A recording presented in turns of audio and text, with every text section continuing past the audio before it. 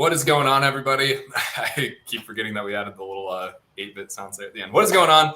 Welcome to 100x Engineering, the show where you will gain the skills and learn the things you need to learn to be not 1x, not 10x, but 100x engineering. 100x engineer is the correct English way to say that. Drew, did you get a chance to play more Chicken Horse since we talked last?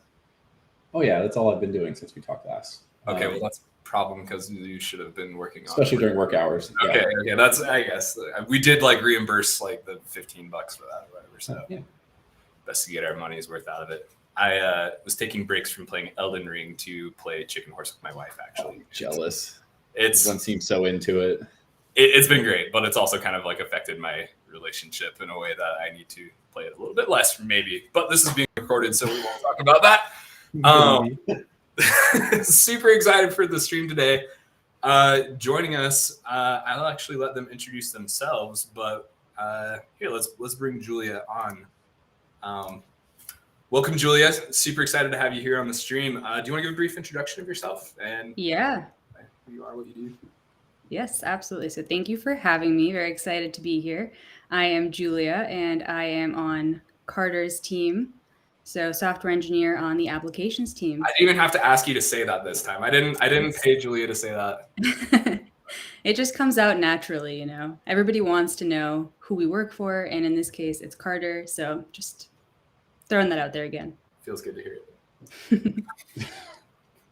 Yeah, that's it for me. Yeah, no, super excited to have you. So kind of what we're planning on talking about today, and we're also going to play a game. As opposed to last time where we played the game towards the end, we're actually going to start with the game this time. But we'll get more into that in a second. But yeah, Julia is earlier in her engineering career, and we're going to talk kind of about impressions and expectations and just kind of like first thoughts and impressions of like being in the software engineering industry. So we're excited to get into that. Drew, any thoughts before we get rolling with that? I'm also excited. I think there's a lot of cool things we can talk about, and the game this time will hopefully be less distracting, so we can continue to talk. Yeah, I'm hoping. And actually, on that note, let me introduce the game first. We'll get started with that, and then we'll kind of dig into the questions. Important things first, yeah. Yeah, we'll start with that. Oh, and I need to bring up the chat here. Here we go. Okay, let me see if I can share this. All right, let's play around here and see if we can do that. There we go. All right. Ladies and gentlemen, welcome to Rocket Crab. This is actually, fun fact, a game that Julia introduced our team to and has become commonplace in our culture here at JupiterOne for our remote game times that we play together. Rocket Crab is a game of both wit and talent where you have, I don't know, like 10 seconds to draw a picture, and then the person after you has to guess what the picture is. And if they guess wrong, you'll see. But you essentially have to draw pictures and guess what they are, and then it makes for kind of a fun. It's telephone, like the old kids game telephone, but with pictures. So you draw what the previous person guessed, and then you pass it down the line, and it gets increasingly convoluted. That was so much better worded than what I said. I should have had you describe. Thank you. Yeah, why am I not running this live stream? Why? You're co-host, co-running it. So it's you are co-running it. All right. So we're actually going to try something new here as well. We're going to have this could go really bad, but here's hoping it doesn't. I just posted a link to the game though. And so we actually have a few people in here already. Sweet.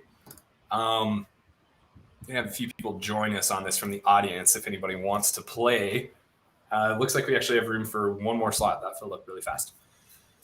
So yeah, while we're waiting, we'll give this like another minute or so. But Julia, so you're earlier in your software engineering career, but you're not necessarily early in just working out my life. In your life, right? You had some experience. So what were you doing before you started Jupiter? What were you doing before engineering?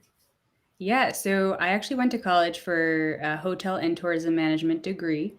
So I was in hospitality for the last 10 years. Right after college, I went to work on a cruise ship. I did that for a year and a half. That was a good time. I feel like I heard a follow-up question in your eyes. I didn't want to cut you off though. You can't walk around, but continue. I have 2, 3, 4 follow-up questions. And after that, I came back to New York, which is where I'm from, and I worked in a hotel called the Beekman, downtown Manhattan. That is super cool. Okay, my first question is I didn't know there was a degree for hotel and tourism, which is awesome. Yeah. I want to know like what classes for that are like, and like what college is that under. While you answer that, we're actually going to start the game because we were full now. Can I not start the game? Why can I not start the game? As the host, you must select the game. Where do I go? Browse games. There you go. Yeah. Maybe a more specific question. I'm really curious. What was like your hardest class that was in the direct field? So to give us some context. Yeah, definitely all of the revenue classes. We had a lot of like business type classes, and those were all hard. Oh, I bet. Yeah. I had no idea. Did you answer which college it was under? Sorry, I was trying to figure out how to load it. I went to NYU. Okay, cool. Yeah. Is that under like humanities, it's or is probably like under the business college then? I guess. Yeah, it was a Bachelor of Science degree. And Nice. some of our classes were very cool and like hands-on, like with practical stuff. But a lot of our stuff was also internships, so you got to actually be in a hotel and do stuff. Oh gosh, we're starting. Okay. Yeah, Wait, whoa! You made that 25 seconds. That was way too quick. But okay. This is the challenge of 100x engineering. 100x engineers are able to draw and to talk about their life experiences while drawing. We will see. I'm gonna try really hard. Okay, this is There'll just be little pauses in the conversation while we draw. We can, don't mind continue. All right. Okay, so after school, did you go to the work on the cruise ship first, or did you work at the hotel first? So during my time in college, I worked at a bunch of different hotels just for internships and like actual jobs also, actually, including like the Waldorf Astoria. Oh my gosh, what is that a drawing of? So you and Julia can't cheat on mine. Yeah, I'm not looking at your screen. I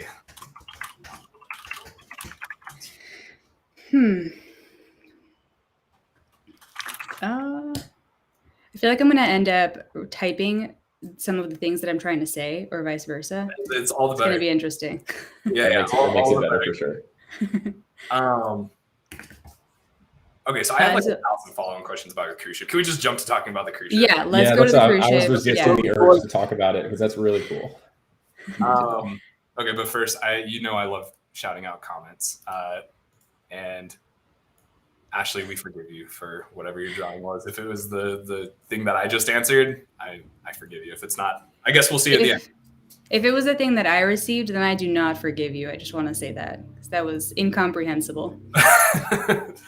Brutal feedback, but we will take it. I respect that. So what were you doing on the cruise ship? Were you like, when I imagine you like working on a cruise ship, like all I can see is like the scene in like Titanic where you're like down like in the boiler room, like shoveling like the fuel into the engines. Now I understand why he's so interested in this. Like, yeah, like I need to like see what it actually is. But don't get me wrong, it's like a really like inspiring image. Like, so. That is, I really am sorry to disappoint you. I did not spend any time in the engine room. There was no shoveling of coals, like not even a single time. So yeah, I don't know. Do you even want me to continue at this point? It might be. I'm kind of heartbroken. Like I think I like want you to lie to me and say yes. But I did go up to the bridge a few times. Is that kind of cool? That is actually really cool. What is? Do they have a wheel up there? Like, do that, or is it like they have like levers and it's like lame? Yeah, it's a lot of levers. I think there actually is a wheel, and like a lot of computers. Well, that's cool. I guess we like computers, right? Because we do like computers. Okay. And so, cruise thing. Yeah. Yeah. Go ahead. I have like one more question. You did ask actually what I did, and I started off in guest services, and then I transitioned to group services, and then in my last position I was actually in personnel management. So kind of did a whole range of people things. Was that like, did you enjoy working on the cruise ship, or was it like hard? Like, both. That's a really dumb question. Some days were super, super brutal.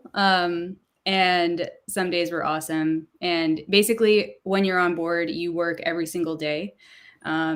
So that part is hard.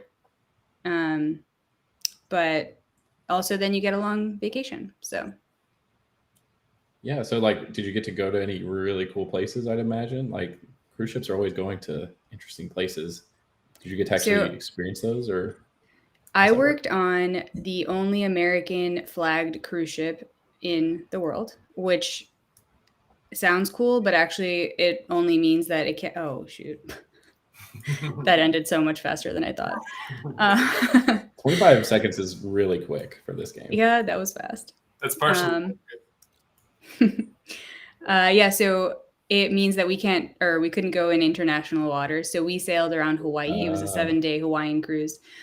So Honolulu is where we started and ended. And then we went to Maui and Big Island and Kauai. So That pretty cool is stuff. Pretty cool. that is Never been to Yeah. Hawaii, but heard Put it's it on your pretty. list. Very pretty.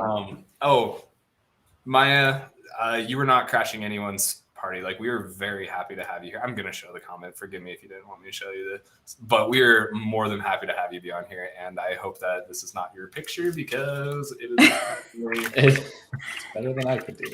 Oops, I peeked at your pic there. Yeah, this is really hard to do with the trackpad. Shout out to the people who are using a trackpad on this. This is hard. How did you go from boats to engineering? JupiterOne is coming at us and asking questions. I didn't know our company. Good time to probably transition. It was I'm super interested.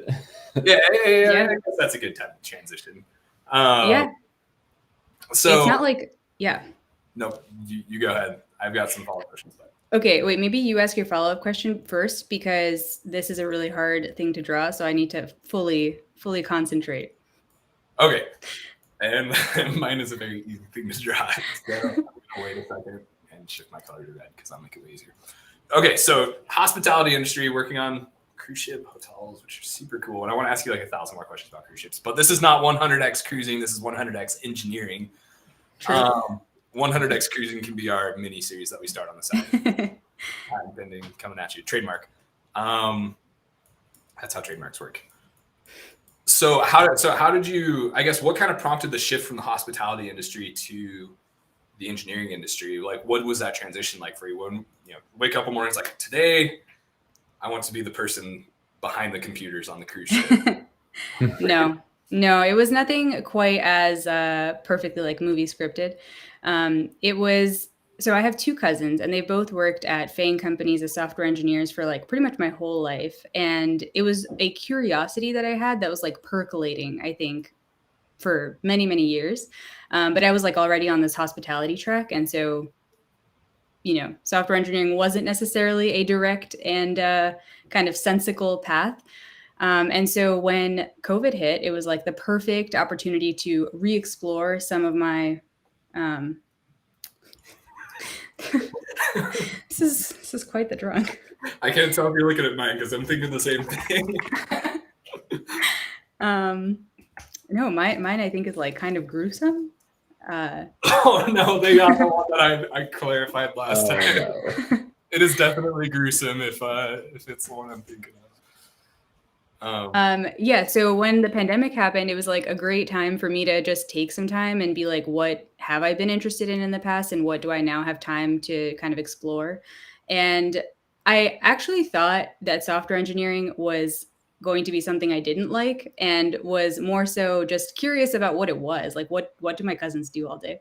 And I thought that I would think it was boring and like too hard. And I really actually didn't expect to fall in love with it the way I did. So it was a really happy thing that I went to go explore it.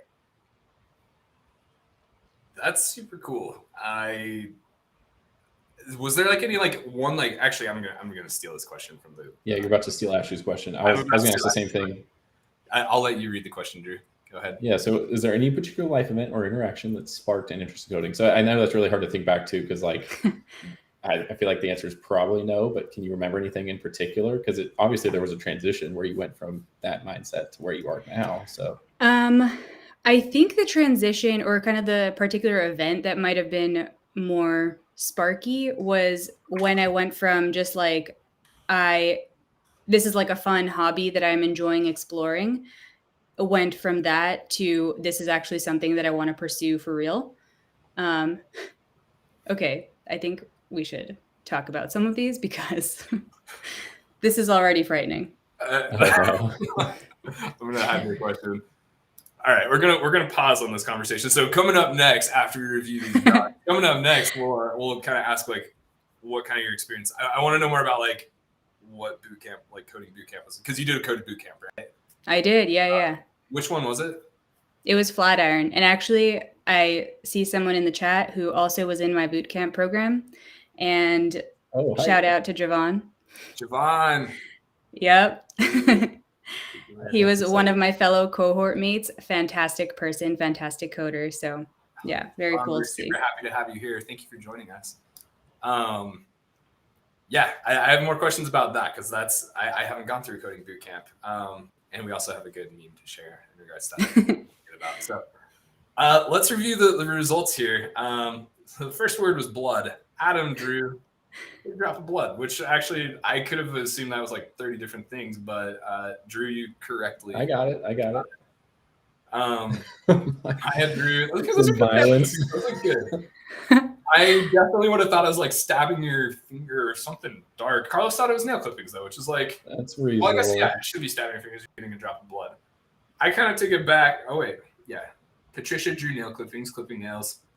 Very nice drawing. To hide from identification. Like I assumed it probably wasn't that, but like the 3-dimensional here. Like I thought, we were getting 3 there, and then Matt and drew that. Yeah, that's actually pretty good. Fingers cut off. That's blood. Fingers cut off. Pretty close, honestly. Very solid. I think we did it there. Let's. Oh man, there are 8 of these. Okay, I'm gonna cruise through these a little faster. Yeah. I didn't realize. First word is flamingo. We got an ostrich. We got another ostrich. Oh, these are good ostriches. These are good ostriches. Wow. Carter thought that was a turkey that saw something scary. Oh my gosh, Carter, you wrote it. So what we could do is we could go through a couple, pause, go talk some, and then go through some more if we want. I like that. Let's do that. Yeah. We went through 2, and now we'll talk a little bit about the boot camping experience and continue on with the Julia journey, and then we'll pause again. Leave it to Carter. Just roasting your answer. Yeah. Every single comment in the thread. We were all ostrich, and you just had to go in there and ruin it. I mean, turkey. That's wasn't awesome. Right. It has its eyes are like. Yeah, I didn't draw the best ostrich, to be perfectly fair. I'm not criticizing it. I think it's great. I appreciate that. For it. So tell us a little about like what the coding bootcamp was like. Were you nervous going into that? That's like a big shift, right? Like. Yeah, definitely. And I think also there's a lot of kind of like leading up to the boot camp, they really kind of try to scare you into being like, you're going to be working, 24/7 and studying 24/7. And you're not like, make sure your friends know you're not going to see them for the next 5 months. And it was a lot of fear mongering, I think.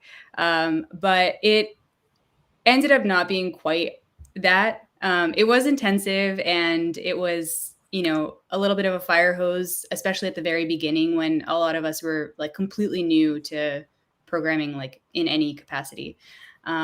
So yeah, definitely a lot of information all at once and pretty consistently throughout I think it was 15 weeks. So not quite 5 months, but kind of very consistently a lot of information at once. But what they did, I thought really well, was kind of create groups. And so we had a cohort of by the end, it was about 17 people. And we were all very tight and just kind of really cheering each other on, which helped a ton. And we worked on projects at least once every 3 weeks with another person. So they did a lot kind of to promote sharing information and working with others. And I think that is something that they did really well. Yeah, it sounds like it. That's actually really cool too, because that promotes like the common paired programming paradigm that we see these days as well. And I'd imagine it's quite the fire hose because you're coming from literally nothing to such a complex field in space. So there is a meme that I found that I wanted you to get your thoughts on, if we could share.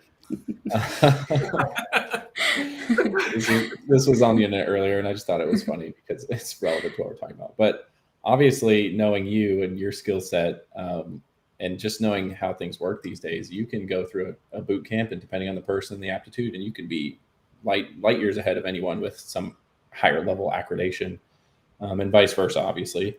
So I'm kind of curious. You mentioned, you paired up with people, you worked on projects. What were some of those projects like? Were they like intense off the bat, or how does that work?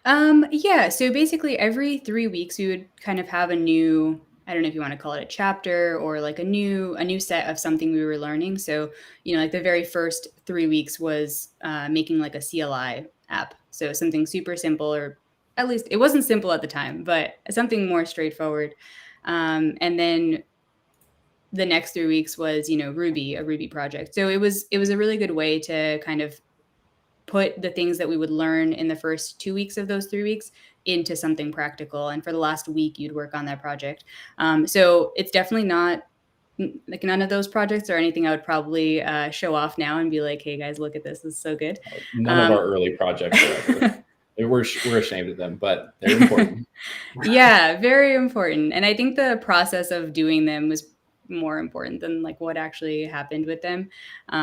But yeah, it was a really great experience to be able to kind of put that in right away and start actually making things like pretty immediately.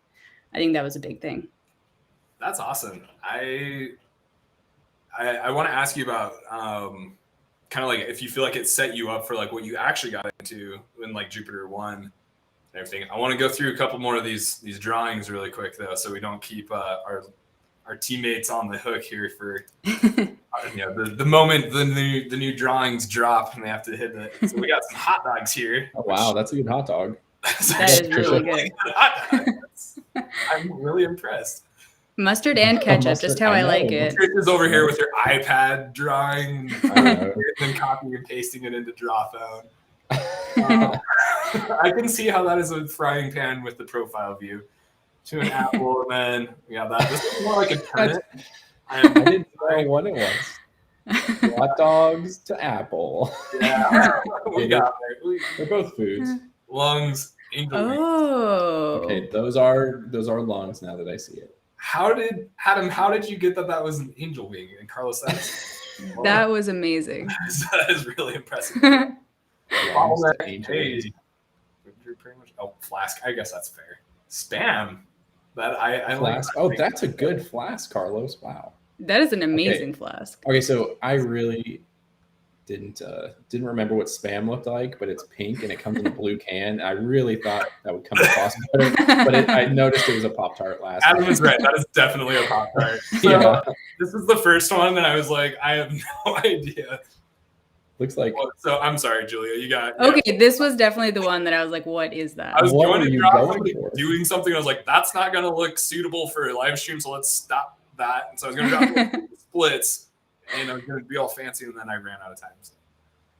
Sailboat. That is a killer sailboat, though. Carlos has that is a mediocre snail drew. I'm sorry. Like.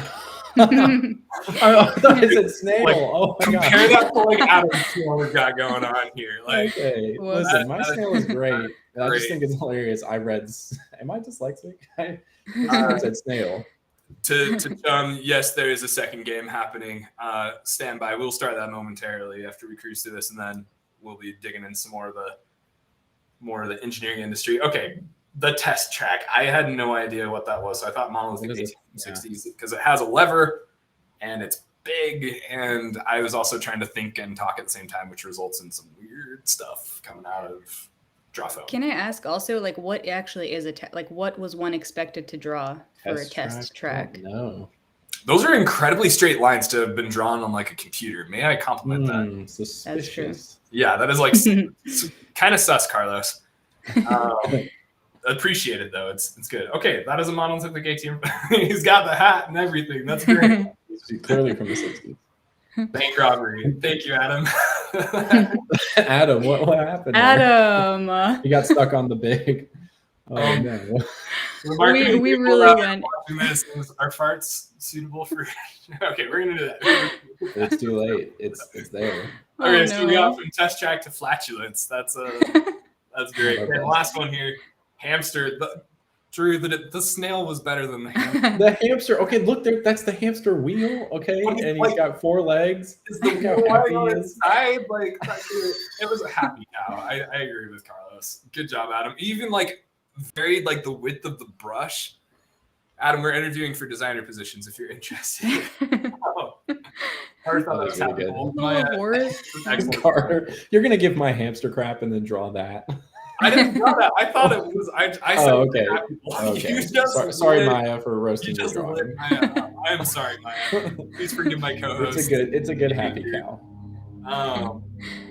Julia thought that was cow. I did. What a Okay. cute cow. That It is a is really cute good cow. That's a really good cow. So I'm happy. In with it. 25 Wow. seconds? How? Yeah, that was impressive. Yeah, I missed the mark on that Wizard one. Everyone right else is there. on point. Yeah. Okay, we're gonna turn the returns down. Maya, you're great. Yeah, that You was. can do it for a longer time too than 20. No, Maya, that was excellent. We appreciate your participation. As It well. was good. It was better. Let's start a new game, but as we start, this is going to give Julia another hardball question here. So what things do you feel like Flatiron? Also, like shout out to Flatiron. I wasn't paid to say this, but like we've hired 3 people from Flatiron, and all of them have been excellent.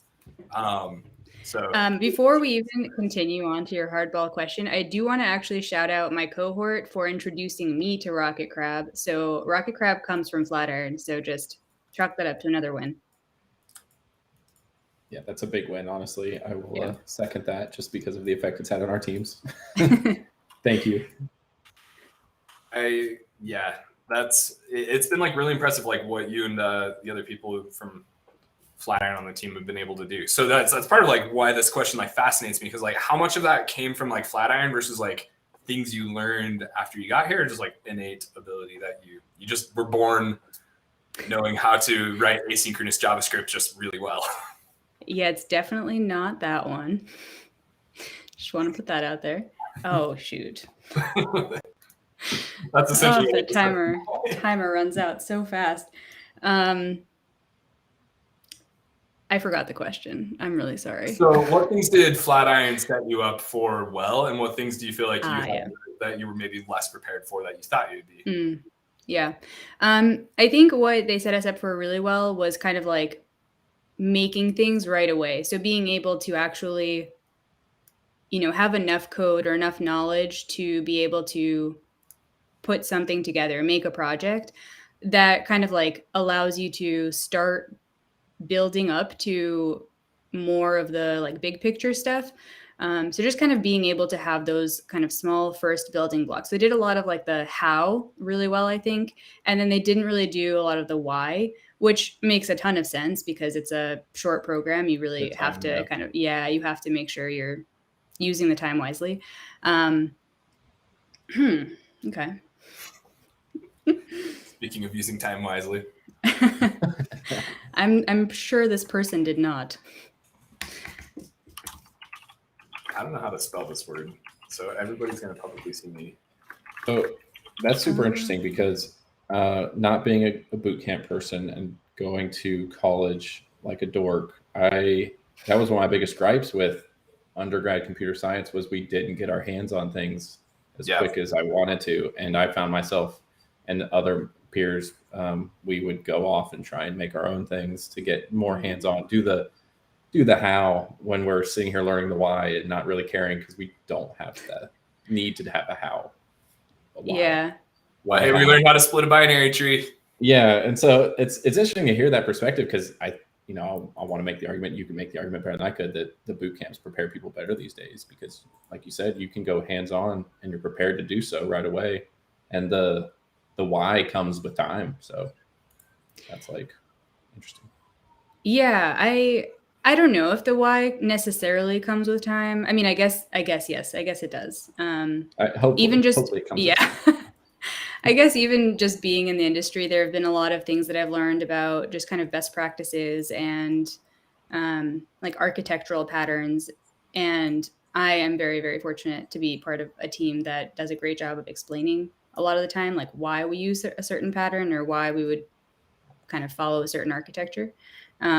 So yeah, I guess a lot of the why does come with time. Yeah, tell us more about how awesome your team is in particular. I just like cannot get enough of my team. Everyone is just fantastic. I am not paid to say that. I was gonna say, Julia's not paid to say that, and for the record, Julia and I are not necessarily on the same team. We're on the same team, but like she works with other people. She actually works. I did mean all of Saturn, but I do have a special Okay, place in my heart for Janice. I do. That's Guilty. Your team lead, Henry, was actually on the show last week. So that's a fun connection there. He was. Go back and watch episode 0 if you haven't seen it. I won't give any spoilers for what we're going over there or how the game ended up very poorly for me and good for Drew. So, good heavens, that is clearly. I just took a look at your screen and I apologize. No, it is very easy what it is. I was expecting it to be difficult. Something I've often wondered about, because I think computer science grads and bootcamp grads have very different strengths and weaknesses coming out. I think by the very nature of having gone through like usually a 4-year degree, I think there's just things that you become better at, like just from just like writing code longer, regardless of like what kind of code you're writing, like how to use your tools. Like you're familiar with like how the tools feel in your hand, you know how to just like write code. But like the code you're writing is a little bit, at least in my experience, it was a little bit less pragmatic. I did information systems instead of computer science, so it's apples and oranges a little bit, but like I did a CS minor. I didn't finish it though. Don't fact check me on it. But like I feel like in a boot camp, like you learn very pragmatic stuff, but like coming out of it, you only have like, you know, these 5-6 months experience sometimes. And so you're still relatively new to holding the saw or holding the tools that you're using. Do you guys have any thoughts on that? Or is that kind of line up with what you guys think? I'm curious, like pros and cons of like boot camp versus CS in your guys' opinions, or boot camp versus like a degree. Good questions. I mean, obviously my only experience is undergrad in computer science. And like I said, I felt like I was reaching for wanting to have hands-on with more pragmatic things. Like we were building cool stuff to learn the concepts and to get those skills built and to pass my classes. But it never felt like it was anything relevant to the industry until like real late in the ordeal. Ordeal. Yeah, it was an ordeal. I didn't attend class too much. I was not a good student. Also, don't fact check me on my credentials. The 4.0 I'm honest on your resume. Yeah, I didn't list that essentially. It's really interesting question though, because like maybe it's just the grass is greener kind of thing. Because I mean, we did go very deep into some pretty core topics that set a good foundation for developing those skills later on. Once I had pragmatic work experience, so I don't know. Yeah, and I definitely feel like maybe not on a daily basis, but I often feel that I wish I had a more kind of solid base of the fundamentals, like the theory behind some of the stuff. I also just think it's really interesting. I think some of like the algorithm stuff is actually fun. So it is fun. Yeah, probably when you don't have to do it in class. Yeah, but it is fun. Wouldn't want to do it in interviews, which we don't interview people with those questions. We do not. They're fairly I'm actually pretty proud of our interview questions. I'm gonna like resist like going through those and on a recorded stream where people can be like, so they are going taking notes. Someone's there right now. Oh man. So Maya asked a question. So I think we should answer these while I can't talk over it while I do this because I want to go and review these drawings. But Maya actually asked a question if we have any programming hot takes. So one of my original ideas for the show was I want to discuss controversial topics. Yes. That's I'm gonna resist the urge to go too deep into this, but I would love to. I would love to. I don't know. This could end up in hot water, but Julia or Drew, do either of you have any programming hot takes? That's a great question. Thank you, Maya. Also, thank you for your drawings. That is a really great question. I've got one, but I want to let you guys go first because I'm thinking pretty hard. Yeah, give me a second. This isn't a programming hot take. This is like an engineering hot take. I love Jira. I think Jira is the best project management tool out there. Yeah, I think it's pretty solid. Yeah, it is controversial though, for sure. Okay, it was I guess it's not a hot take. Thanks for. No, it is. I think I think people's hate for Jira comes from just the hate that what they're putting into Jira. Like they project it onto the tool, and it's the tool itself does its job. But if you're not structured properly and everything else is crazy. No other tool out there has a global sort the way that Jira does. Like if I put something in a table over here and it's ranked above this ticket, it doesn't matter what filters you have applied, you all will see this ticket is always above this ticket. No other tool out there does that. And fun fact, I gave a talk about this a year ago. One of our internal JupiterOne Tech Talks. It's called Lexo ranking. It's a thing that they use there. Very cool. Pretty cool. But that's my programming hot take or engineering hot hot take that Jira is actually pretty sweet. So I just cheated because I wanted to get some inspiration. I Googled controversial programming opinions, and I do agree with the top one, which is aesthetics are important. Ugly code is viscerally wrong and fundamentally inexcusable. So Yeah. I'm not super opinionated on this, but I find myself often almost critiquing someone's code based on aesthetics alone, because functionally something can work and readability might not even be in question, but there can be a mismatch in what I find aesthetic and someone else does. And I have to resist the urge to push like a request to change certain things. I find myself doing that, and it's also subjective. So I don't even know how you frame that, but yeah. Can I ask, like, what's have you seen maybe recently, like a good example of like really just ugly code? And obviously not calling out anybody on our team. I'm talking like in an open source project, maybe. So we get lots of code challenge submissions for a lot of our positions. Like, so I review like a decent amount of like code challenges that like come to us. And even in like the phone screens, I've gotten to the point where I realize like it's not fair for me to judge them based on things that I didn't necessarily tell them to look for. But I agree. I think that is kind of a hot take, Drew. But I think aesthetics, like, it's an empathy thing of like, if you're writing code for other people, you should make it easier for other people to be able to read it. And like, if you're not writing code for other people, like, why? And like, do you not have experience with that, or like, is more of your experience like, you know, working on a team of one, running your own projects? Which, like, granted, like, those aren't necessarily like disqualifiers. Like, those can be things that are like easily remedied, right? Like, he's prettier, but there's lots of code challenges I get where like I have to like I tell them in the interview, I was like, I'm looking to like see like if you write code with the intent for like another team to maintain this project, you know, our code challenge is fairly pragmatic. It doesn't take super long for most people, but just be like, yeah, it's super simple. Like, I just want to see how you set up your environment, you know, in a greenfields scenario. And if they set it up and it's like all over the place, pyramids of death and like all sorts of, and it's just hard to read. Like, it is hard for me to get past that. So That seems really fair. Yeah. It's a good hot take, in my opinion. Let's review some of these drawings really quick. Are we good to move on to that? Or Julia, do you have any hot takes you want to share? I want to make sure I give you a chance to share. I kind of don't. I feel, well, I hate early returns. Say that. You don't like it. Why? Like an early termination and just a function? Yeah. I don't know. What's your preference? You would rather explicitly return? I would rather like an if block that like basically has the positive of, I see someone in the chat already atting me. But see, that's good. See, this is a controversial, okay. Return is the best. No, I think I like the kind of like affirmative, like an affirmative conditional as opposed to a negative conditional. So like if you are returning early, you have a negative conditional, like you're checking for the non-existence probably of something.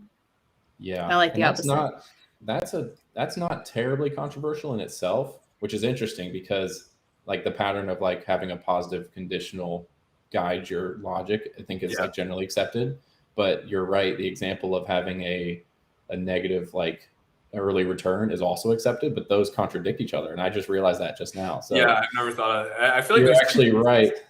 Yeah, I feel like the size of the block that you're working in determines largely like if you want to add a block in there or not. That is a hot take. Nice job. It's like not a hill I would die on, but it is just something I prefer not. I think that's the hottest take that we've had since it actually garnered attention from our 2.4 million viewers right now. So that's impressive. Let's cruise through some of these, but I want to ask you kind of about your onboarding experience after that. First, we're to Sleepwalker. Adam, solid drawing, dude. That is also okay. So what I'm seeing here is like or she, like, I don't know, the gender is ambiguous here, but like that's true. Whatever they're doing, they're not kicking. I'm seeing like the Hadoken like thing, but they're asleep, so they're definitely still sleepwalking. See, but they don't look like. I guess there are Z's there, but it could be like we got it. We got it. You guessed correctly. Is like what they're doing. So that's a thing. Wow, that was okay. There's only 2 pictures for it. We need to have more than Oh, it did 8 still, but it only did 2 pictures for each. I was gonna say that went incredibly fast. Oh, sad. Yeah, My it did. I got wrecked by Drawphone. A police Oh, station. that's good. That's good because Maya put 911 on there, so That is true. That is a solid police station. I think that There's counts. bars on the outside, so all the people walking by can see the people in there. And I like that they have the phone number for the police station in case you forget how to call them. That's great. I love the detail there. Solid emergency, Patricia. I like the little bow on top of the ambulance. Very cute. Grandfather clock. Ooh. Oh, wait, is that a baby? Yeah, I thought it was a baby. Oh. It is 2. So that's my best attempt at a clock there. Yeah, this is one. Whale eating a person from Moby Dick. I think that's pretty good. I was worried you were going to think of the shark. Also, I started drawing a fin and I realized I drew like an extra gimpy fin. I was like, well, that looks weird. So let's just keep moving on past that. Amusement park. Nice. Loop-de-loop on a roller coaster. Smash and Drew. Did somebody change their name to Smash and Drew? Or is that your name, Drew? No, that's not my name. All right. Oh no, it's that their name isn't Smash and Drew. It's Smash and Drew. Smash and Drew. Yeah, I like it. Oh, got it. Sweet potato. Drew that. Because they drew the picture. Big brain moments. Right here. Oh, Okay, Patricia here is funny. clarifying they're not actually bows on top of the ambulance. They're lights. LOL. So my apologies. I am not a curator of Drawfilm art, and it is a grandfather, not a baby. Right? Oh, I get it. It's sweet potato. I didn't know what it was. Yeah, So I But it's get it. candy in a lump. So Yeah. My jelly bean trying- sucked. definitely a kidney bean. Yeah, I agree. Yeah. It's pretty close. Okay, again, how did we get such perfect? Oh, circles because it's there? top down. Oh, okay. Oh, Top down muffin Brilliant. equals cookie. that was good. I intended to put a little pat of butter on it, but then the time ran out, so.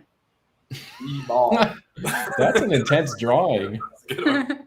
Okay, Carlos, dude, this is impressive here. Strikeout.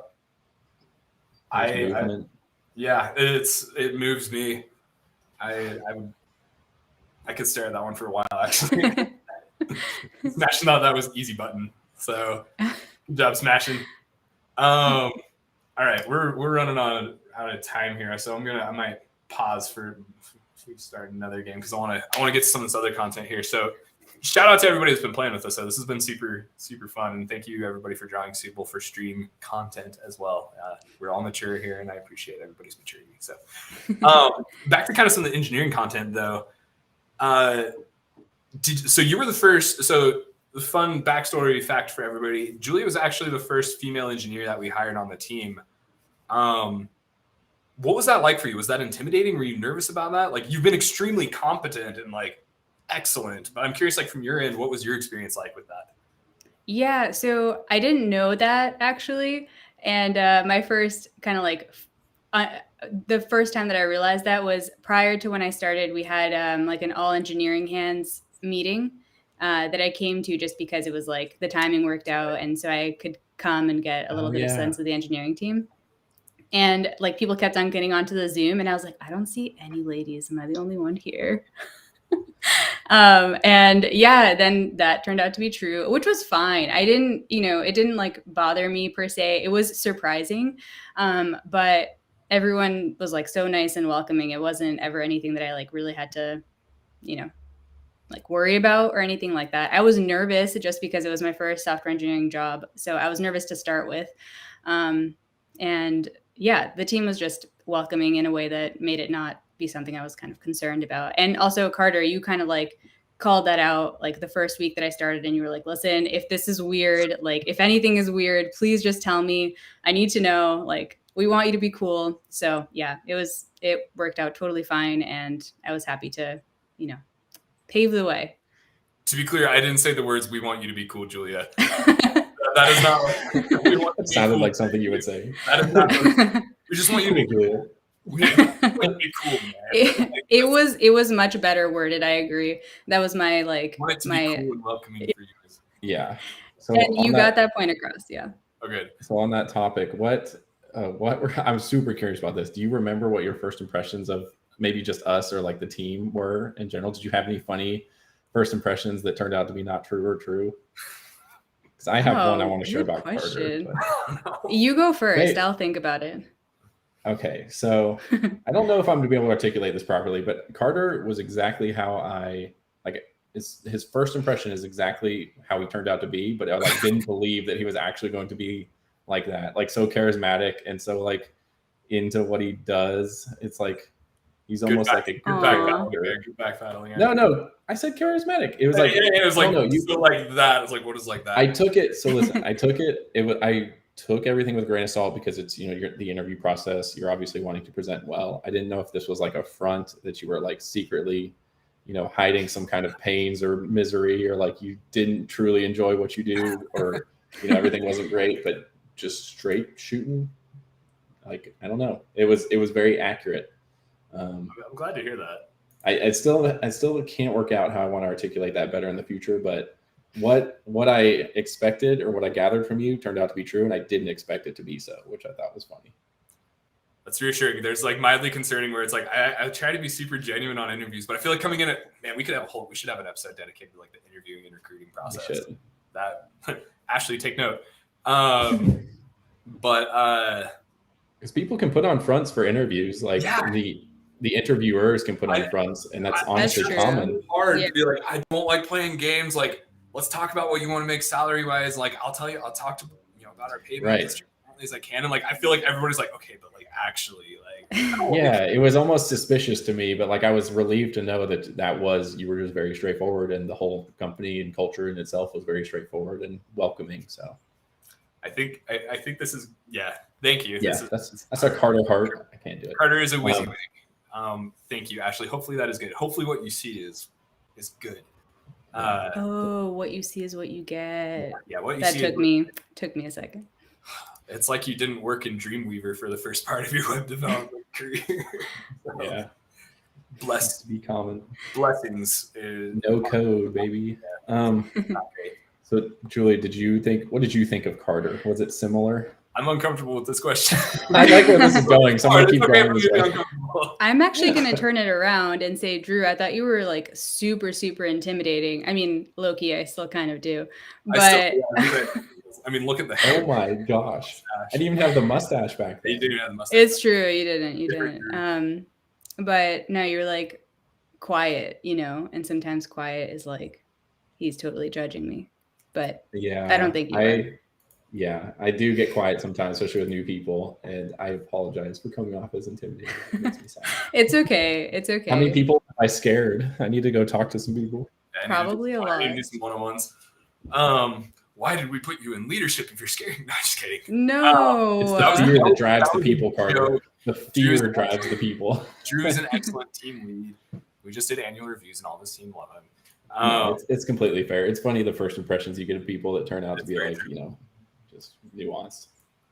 So with onboarding, man, I want to talk about onboarding some more, but I'm trying to decide, do we want to talk about onboarding, or do we want to talk more about like things that set you up for success after? I guess, which one do you want to talk more about? We'll leave it.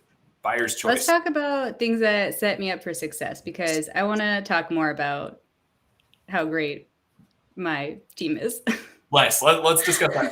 So, coming in, as brand new, your first female engineer on the team, like you were super helpful with that, by the way. Like as a manager, like you were the first like non-male that I managed, like first female that I managed, and like that was like intimidating for me as well. I was like, I don't know. We're scary, I know.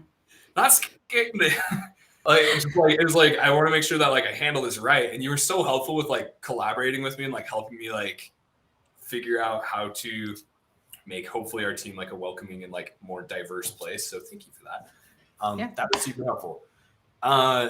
What things do you think set you up for success on the technology side of things coming in? Like what did your team do, your team lead? What were some of the things that you all worked on?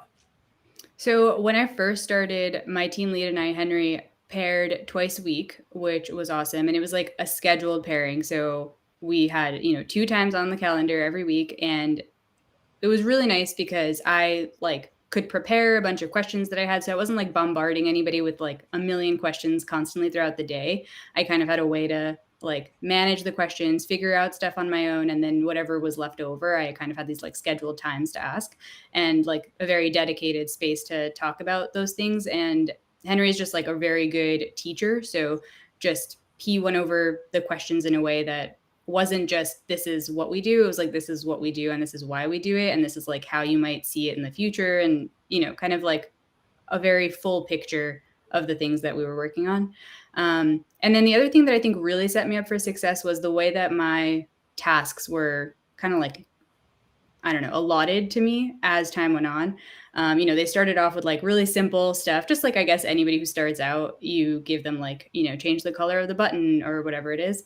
Although that was scary too. I remember, I think my first mono repo PR was like changing the padding on something, and I was just certain I was going to break everything.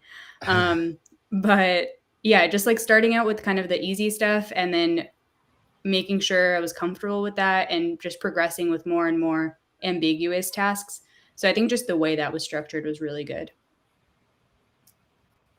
I'm glad to hear that. I feel like onboarding, picking the work for somebody newer to take on is like, oh, I feel like to effectively onboarding somebody, like it takes a village to raise a new engineer, or like, you know, new in the career, or like new in like just like the company.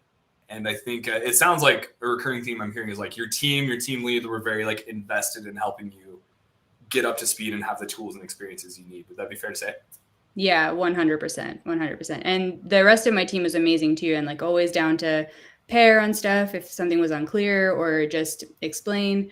One of our teammates who is no longer here, but Bruce, he was just like very, very good at. Bruce is still alive, by the way. He just got a job at Google. I know, you made it sound like Sorry, the way I said that was bad. Bruce is very alive and happy. We miss him very much, but he was very, very good also at just like, he had a lot of opinions and was really good at like explaining those opinions and like helping me to form my own opinions. So, yeah.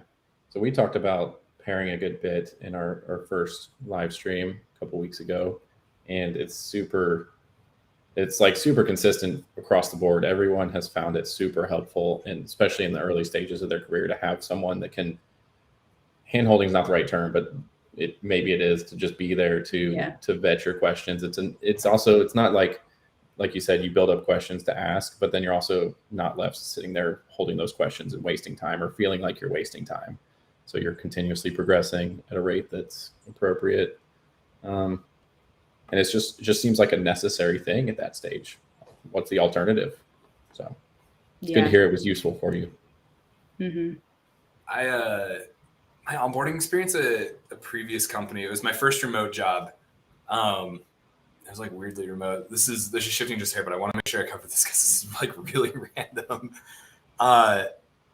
Like to get back to the point though, like onboard, like your first few days in like the office set the tone so much for like what your first month is going to be like, and then your first month sets the tone for like everything after that, right? Like a lot of people that like go into a job, I've worked at other companies where like somebody wasn't set up for success. They were given the wrong amount of work. They come in and just kind of left there like to their own devices, and like they ended up leaving like a few months later just because like it's not a good fit, right? Like I almost was in that situation with this previous company, but they brought me in.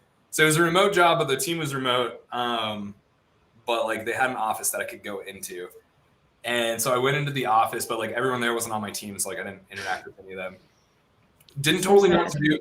Everybody was like on a different time zone from where I was working. And they were just like, yeah, like get your environment set up and everything. Like, okay. And I just kind of like sat there. I was like, so like, what should I work on? Like reached out to people. Was like, I don't know who it was a smaller company. So I was like, should I reach out to like the CEO or like the VP of engineering? Like, yeah, I don't know what to do. And thankfully, like, I'm fairly proactive. Sounds like it's too like self-aggrandizing. It's more of like I'm a fairly nervous person, so I want to make sure it's like candy, like make sure value.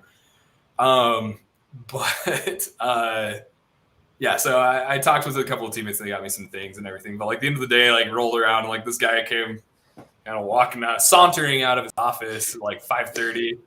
Came in, he's like, "Hey, buddy, how you doing?" It's like, kind of looked up, just like, "I'm good." Just It's rough. It's rough. I've had Yeah. a few similar experiences as well early in my career. It's not easy. You're stressed because you want to do well. You want to provide value as soon as you can. And if you're not given any guidance, you're like, oh man, the clock moves so slow, and you're like, I don't know what I'm supposed to do. Yeah, the dude walked me out to my car, and I was like, okay, that's nice. And he just like kind of looked at me, and was like, hey man, I'm really glad you're here. Like, bring it in, buddy. And just like gave me like this big hug. And I was like, did you start crying? I was like, thank you. Like, thank you. Did I do good? Am I winning? All right, That's see you later. nice.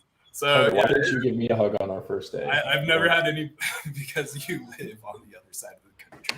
Okay, I'll accept that as an excuse. Yeah. So pro tip, actually, I'm not going to tell everybody that a pro tip for onboarding is give somebody a hug because I'm sure there's all sorts of HR violations there.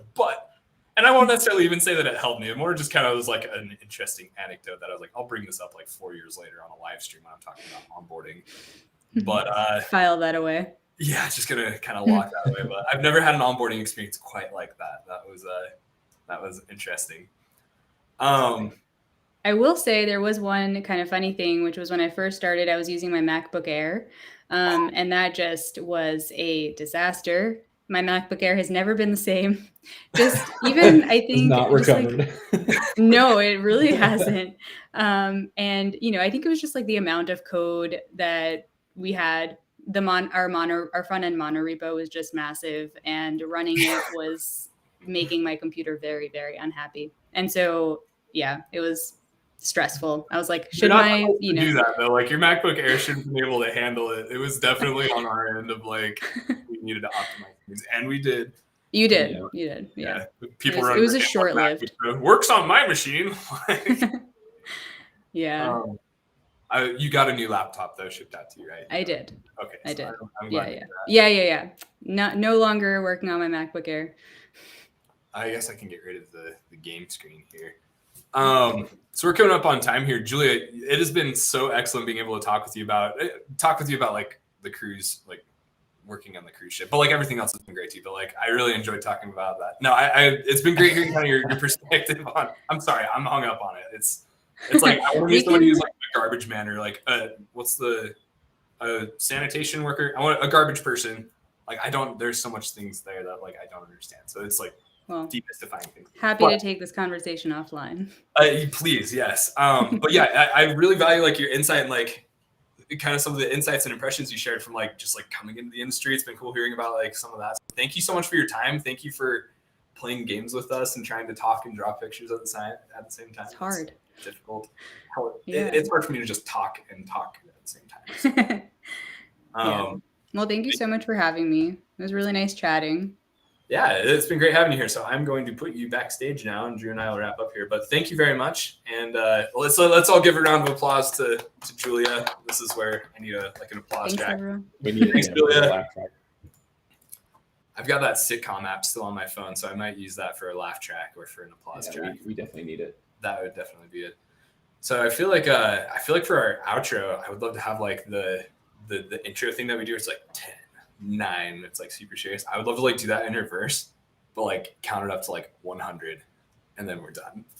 So I might run that. You want to sit here and count up to 100. Absolutely. It's 100x engineering. Like what's what we got to do.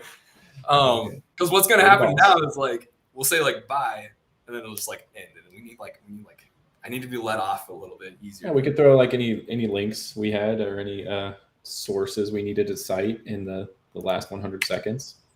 That's a good idea too. I'm gonna cite a source for. I'll drop a link here in the chat here for Rocket Crab for anybody who wants to play it. Tanner Cruson. Oh, here's a funny thing that I can share. Tanner Cruson, if you're watching this, I think that's his name. Yep, Tanner Cruson.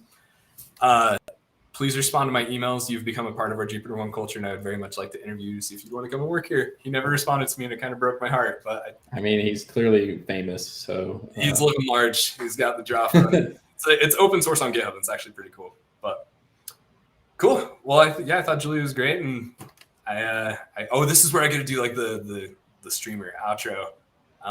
Say yo, this is Hesto 2 coming at you. No, that's the intro. What do they say? Thanks for watching. Yeah, you do it. You do the voice. No, I don't know. I can't do the voice, but you have to slap the like button and you have to subscribe. And don't slap the like button. Yeah. All right, so this has been 100x Engineering, episode 1. This is episode 2. We can't count. It was episode 0. Okay, this has been 100x Engineering, episode 2. It says episode 1 on the title. Disregard that. It was a typo. Clearly, we can count. And don't forget to smash, not slap. Smash that little bell down here if you're watching YouTube or whatever the thing is up here on Twitch or LinkedIn. Share it with your friends and family. And we will see you in 2 weeks. Thank you. And then this is where we count to 100 in reverse. yeah, okay.